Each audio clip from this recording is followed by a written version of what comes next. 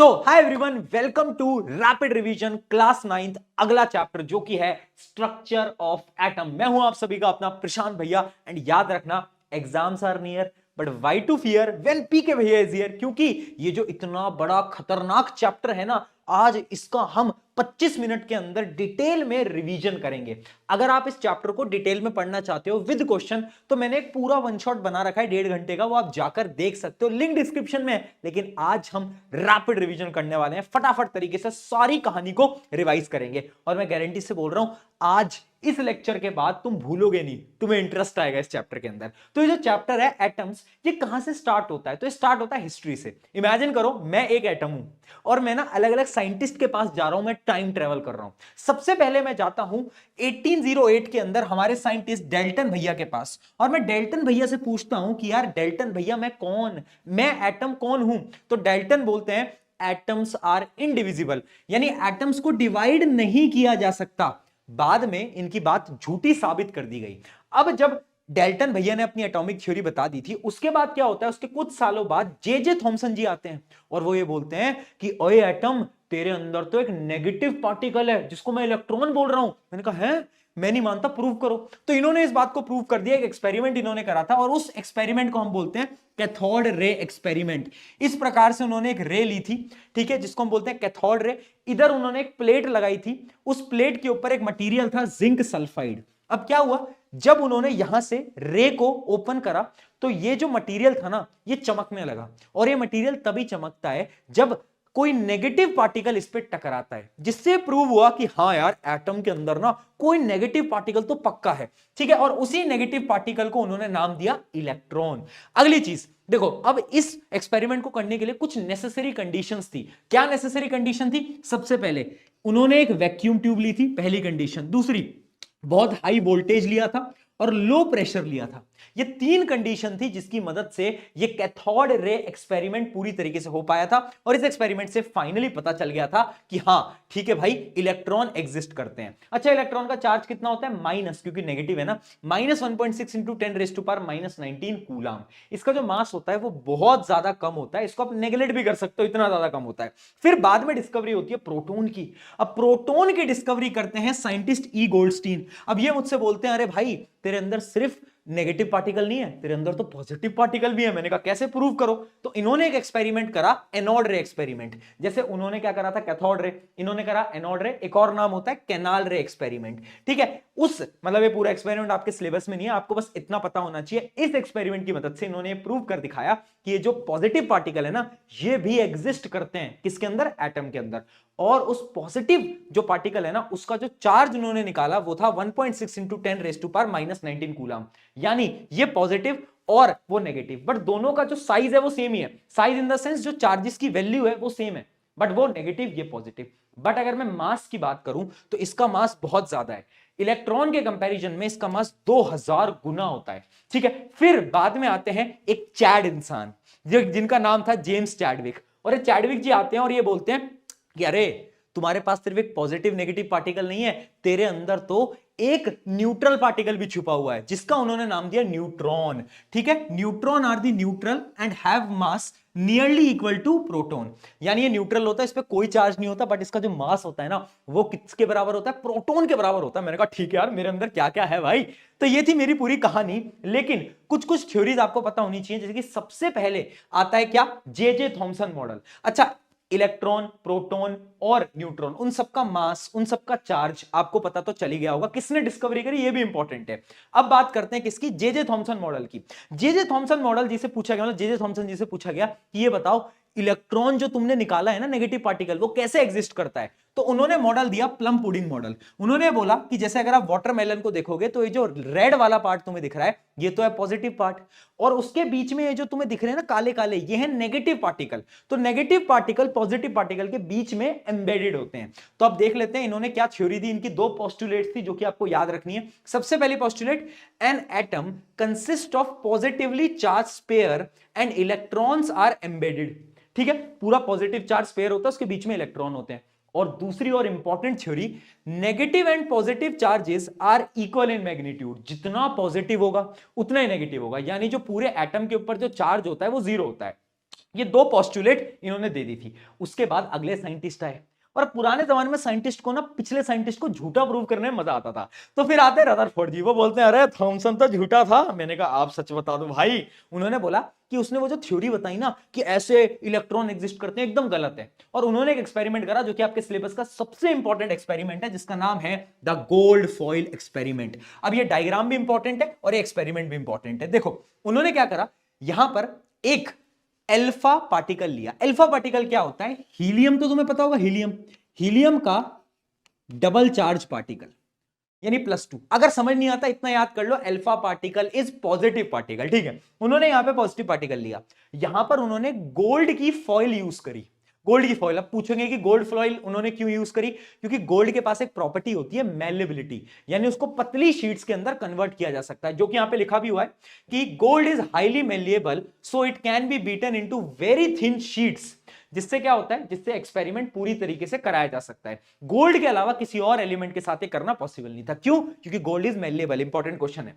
अब देखो, अब क्या हुआ, जब इन्होंने एक्सपेरिमेंट करा तो होता क्या है ना कि जो पार्टिकल्स आ रहे थे ये गोल्ड की शीट के एटम से टकराए, जिसके अंदर मेजॉरिटी ऑफ पार्टिकल तो पास कर गए, बाहर निकल गए, कुछ पार्टिकल डिफ्लेक्ट कर गए, और बहुत कम पार्टिकल वापस से सेम डायरेक्शन में रिफ्लेक्ट बैक कर गए।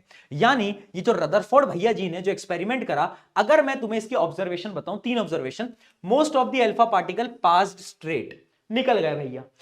There was a deflection at small angle, कुछ कुछ में डिफ्लेक्शन हुआ, कुछ मूव कर गए, and very small amount of alpha particle rebounded, यानी कुछ ही पीछे आ गए।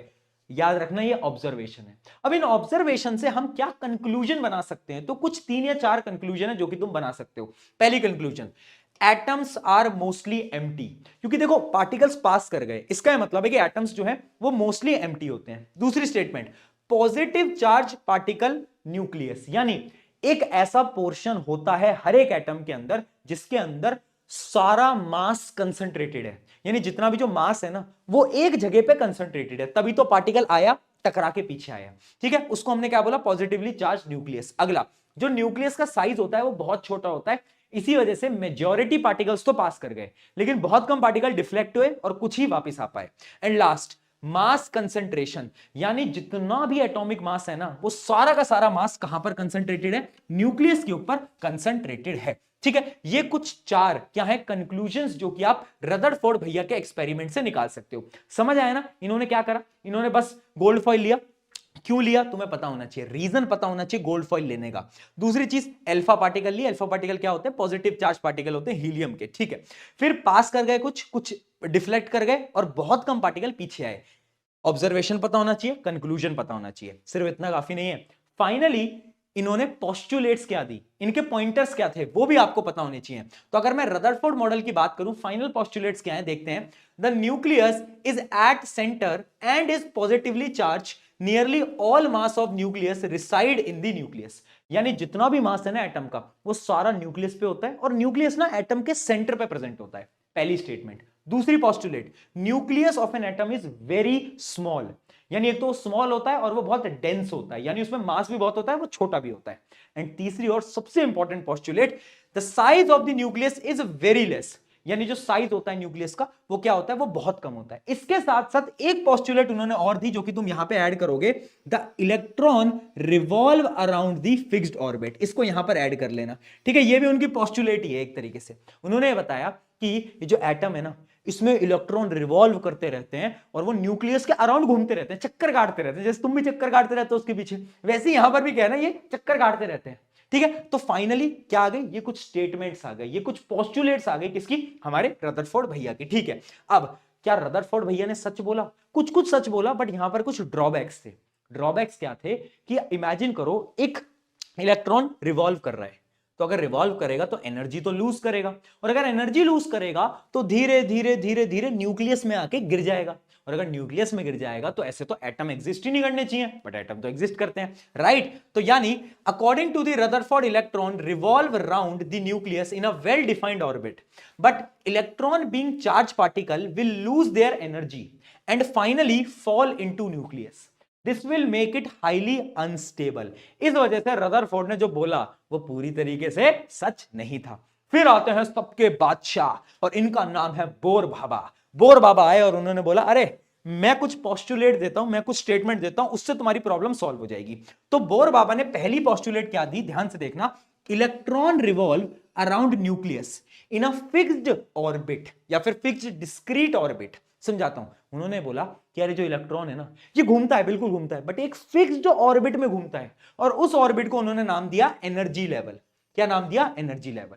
ठीक है, ये पहली उनकी स्टेटमेंट थी। दूसरी statement, each orbit has a fixed amount of energy and an electron does not lose energy while revolving. यानी जब वो घूम रहा है ना, तो एनर्जी को लूज नहीं करता भाई, उसकी फिक्स्ड एनर्जी होती है। और ऐसे ही उन्होंने नाम दिया K shell, L shell, M shell, N shell. ये कुछ शेल के उन्होंने नाम दिए। न्यूक्लियस के जो सबसे क्लोज होगा वो होगा के, फिर आएगा एल, फिर आएगा एम, और फिर आएगा एन।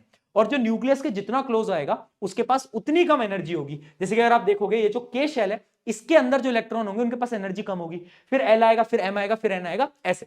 ठीक है, ये चीज तुम्हें समझ में आ गई। अब तीसरी स्टेटमेंट पढ़ते हैं, एनर्जी इज ऑब्जर्व्ड और emitted only when an electron jump from orbit to another. यानी अगर कोई भी इलेक्ट्रॉन एक बड़े ऑर्बिट से छोटे ऑर्बिट में जाएगा तो एनर्जी वो रिलीज करेगा, और अगर छोटे ऑर्बिट से बड़े ऑर्बिट में जाएगा तो उसे एनर्जी की नीड होगी, एनर्जी वो अब्सॉर्ब करेगा। राइट, तो तीन पोस्टुलेट किसने दी, बोर बाबा जी ने दे दी, और बोर बाबा ने बोला कि ठीक है, अब यहां पर चीजें खत्म हो रही हैं। अब देखो अगली चीज आएंगे, अभी हम इलेक्ट्रॉनिक कॉन्फ़िगरेशन पे बढ़ेंगे, बट उससे पहले तुम्हें यह समझना पड़ेगा कि ये जो एटॉमिक नंबर है ये क्या होता है, व्हाट इज एटॉमिक नंबर, पहले ये समझो। तो एटॉमिक नंबर कोई ऐसे दुविधा वाली चीज नहीं है, बहुत सिंपल है।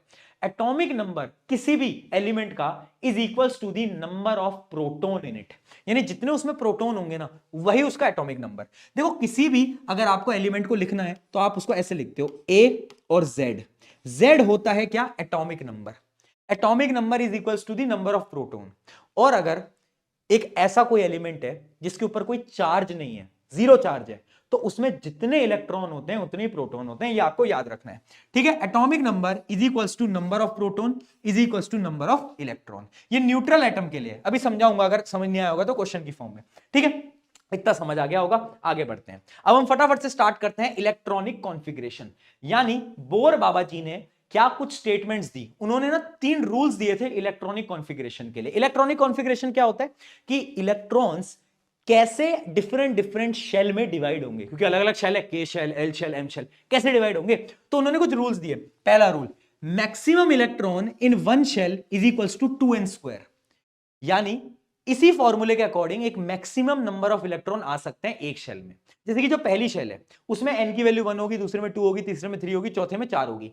तो अगर मैं के शेल की बात करूं तो इसमें मैक्सिमम नंबर ऑफ इलेक्ट्रॉन 2 आ सकते हैं, सेकंड में 8 आ सकते हैं, तीसरे में 18 आ सकते हैं, एंड देन 32 आ सकते हैं। ठीक है, ये था पहला रूल। दूसरा रूल, अगर कोई भी आउटर मोस्ट शेल है ना, तो आउटर मोस्ट शेल में मैक्सिमम इलेक्ट्रॉन 8 ही आ सकते हैं। आउटर मोस्ट शेल अभी हम क्वेश्चन की फॉर्म में कर भी लेंगे, आउटर मोस्ट शेल में 8 इलेक्ट्रॉन आ सकते हैं, उससे ज्यादा नहीं आ सकते। And last, inner shell fill first. यानी के भरोगे, फिर एल भरोगे, फिर एम भरोगे, फिर एन भरोगे। ऐसा नहीं है कि के भरा फिर डायरेक्टली एम भर दिया, एल शेल को भूल गए, नहीं भैया ऐसे नहीं कर सकते, एक ऑर्डर है, पहले इनर शेल भरोगे फिर आउटर शेल भरोगे। ठीक है, ये 3 रूल्स थे इसके। हम इन 3 रूल्स की मदद से हम इलेक्ट्रॉनिक कॉन्फ़िगरेशन लिखना स्टार्ट करते हैं। हम किसी भी एलिमेंट को उठाते हैं, मान लो ऑक्सीजन। ऑक्सीजन का एटॉमिक नंबर है 8। तो यानी उसमें प्रोटॉन कितने, 8, इलेक्ट्रॉन कितने, 8। ठीक है, तो 8 इलेक्ट्रॉन है। अब तुम्हें पता है सबसे पहले क्या करोगे, के शेल को दोगे। के शेल में मैक्सिमम कितने आ सकते हैं, के शेल में 2 इलेक्ट्रॉन आ सकते हैं। फिर अगला आएगा क्या, के एल, एल आएगा। अब बचे कितने, बचे हैं 6। तो अब इसको 6 आप इलेक्ट्रॉन दे दोगे, तो इसका इलेक्ट्रॉनिक कॉन्फ़िगरेशन हो गया 2,6। ये हो गया इलेक्ट्रॉनिक कॉन्फ़िगरेशन। अगर किसी और एलिमेंट का अपन ले लेते हैं, जैसे कि मैं बात करता हूं सिलिकॉन की, सिलिकॉन का एटॉमिक नंबर होता है 14। तो अगर मैं 14 की बात करूं, पहले के शेल में तो 2 दे दो, बचे कितने, 12। बचे कितने, 12। ठीक है, के शेल में दे दिए। एल शेल में मैक्सिमम कितने आ सकते हैं भैया, एल शेल में मैक्सिमम 8 आ सकते हैं, तो मैंने कहा दे दो भाई 8। बचे कितने भैया, बच गए 4, तो बस कुछ नहीं, तीसरी शेल में 4 दे दो, तो 2, 8, 4 ये आ गया सिलिकॉन का। ठीक है जी, बहुत बढ़िया। और डिफरेंट क्वेश्चन की तरफ बढ़ते हैं, जैसे आर्गन। आर्गन जो होता है उसका एटॉमिक नंबर होता है कितना, 18, यानी नंबर ऑफ इलेक्ट्रॉन 18। तो अब देखना बेटा, 2, 8 है ना, बचे कितने बताओ, बचे कितने, बच गए 8। तो जो लास्ट शेल होगा उसमें कितने होंगे 8। तो यानी इलेक्ट्रॉनिक कॉन्फ़िगरेशन हो गया 2,8,8। अब मैं एक थोड़ा सा डिफरेंट क्वेश्चन आपको कराना चाहता हूं। मान लो अगर नंबर ऑफ इलेक्ट्रॉन या फिर एटॉमिक नंबर किसी का 20 है, तो अब कैसे करोगे बताओ? 20 पे कैसे करोगे? 20 पे अगर तुम करने जाओगे तो ध्यान से देखना बेटा, पहले आप के शेल में 2 डालोगे, एल शेल में 8 डालोगे, ठीक है। बचा कितना भैया? बच गए 10। तो ऑब्वियस सी बात है ना भैया, एम शेल में 10 डाल देंगे? नहीं। रूल नंबर 2, जो लास्ट वाली शेल होगी आउटर मोस्ट शेल, उसमें मैक्सिमम कितने हो सकते हैं? 8 हो सकते हैं, ठीक है। तो इसलिए हमें इसमें सिर्फ 8 डालने पड़ेंगे। फिर जो अगली जो शेल होगी उसमें 2, क्योंकि बच गए ना 2, तो इसका फाइनली इलेक्ट्रॉनिक कॉन्फ़िगरेशन आ गया 2882। आई होप अब आपको ये चीजें क्लियर हो गई होंगी। अब एक दो ये जो क्वेश्चन है इनको भी ट्राई कर लो। जैसे कि लिथियम का तुम बता सकते हो, इंपॉर्टेंट है Na+। अब देखो ये चार्ज पार्टिकल है, Na+ का मतलब क्या है? प्लस चार्ज आया जब उसने एक इलेक्ट्रॉन दे दिया। वैसे सोडियम का जो नंबर होता है वो 11 होता है, यानी उस पे 11 इलेक्ट्रॉन होते हैं, बट उसने एक इलेक्ट्रॉन अब डोनेट कर दिया, तो उस पे बचे कितने? सिर्फ 10 इलेक्ट्रॉन बचे हैं। तो यानी आपको 10 इलेक्ट्रॉन को दिमाग में रखते हुए इसको सॉल्व करना था। तो कर दो, ये आ जाएगा कितना? 2 और 8, ठीक है। सिमिलरली अगर क्लोरीन है तो इसमें नेगेटिव चार्ज है, यानी इसने एक इलेक्ट्रॉन लिया है, तो उस अकॉर्डिंग आप सॉल्व करोगे। और अभी फटाफट से पॉज करो और क्लोरीन नेगेटिव का इलेक्ट्रॉनिक कॉन्फ़िगरेशन लिखकर बताओगे। चलो आगे बढ़ते हैं अगले टॉपिक की तरफ, जो कि है कि ये एटम कंबाइन क्यों करते हैं? Why does these atom combine? क्योंकि देखो एटम को क्या करना है ना, फाइनली स्टेबल होना है ना, स्टेबल होना है।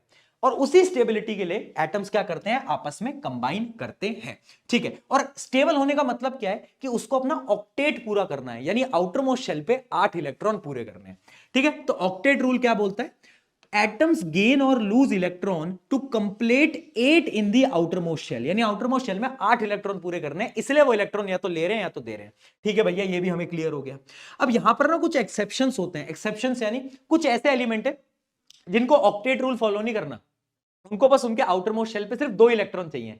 फॉर एग्जाम्पल क्या? For example lithium. लिथियम की अगर मैं बात करूं तो उसका इलेक्ट्रॉनिक कॉन्फ़िगरेशन क्या होता है? 2,1। तो अब ना इसको अगर स्टेबल होना है तो ये 7 इलेक्ट्रॉन को गेन नहीं करेगा, है ना, ये 7 नहीं लेगा ऑक्टेट पूरा करने के लिए। ये क्या करेगा? ये इस इलेक्ट्रॉन को डोनेट कर देगा। और अब देखो इसके आउटर मोस्ट शेल पे 2 इलेक्ट्रॉन आ गए, यानी अब स्टेबल हो गया। अगर मैं बात करूं हीलियम की, तो हीलियम का नंबर होता है 2, तो हीलियम का जो इलेक्ट्रॉनिक कॉन्फ़िगरेशन होता है वो 2 होता है, यानी ये स्टेबल है। इसको ऑक्टेट रूल फॉलो नहीं करना, ये 2 में ही खुश रहता है, ठीक है। बहुत बढ़िया, अब आपको ये चीज क्लियर हो गई होगी। कुछ और टर्म्स आती है यहां पर, वैलेंस इलेक्ट्रॉन। वैलेंस इलेक्ट्रॉन कुछ नहीं होता, आउटर मोस्ट शेल पे जितने भी इलेक्ट्रॉन है उसको हम बोलते हैं वैलेंस इलेक्ट्रॉन। मान लो ये है इलेक्ट्रॉनिक कॉन्फ़िगरेशन, तो बताओ वैलेंस इलेक्ट्रॉन क्या होंगे? 5, आउटर मोस्ट शेल पे जितने भी इलेक्ट्रॉन है, ठीक है। आगे बढ़ते हैं, अब बात करते हैं वैलेंसी। वैलेंसी क्या होता है? The combining capacity of an atom, यानी एटम कैसे कंबाइन करता है उसको हम बोलते हैं वैलेंसी। अब इसमें ना बच्चे बहुत कंफ्यूज होते हैं, मैं एक ट्रिक दे देता हूं, किसी भी एलिमेंट की वैलेंसी निकाल दोगे। आपको क्या करना है? सबसे पहले उसका इलेक्ट्रॉनिक कॉन्फ़िगरेशन लिखना है, ठीक है।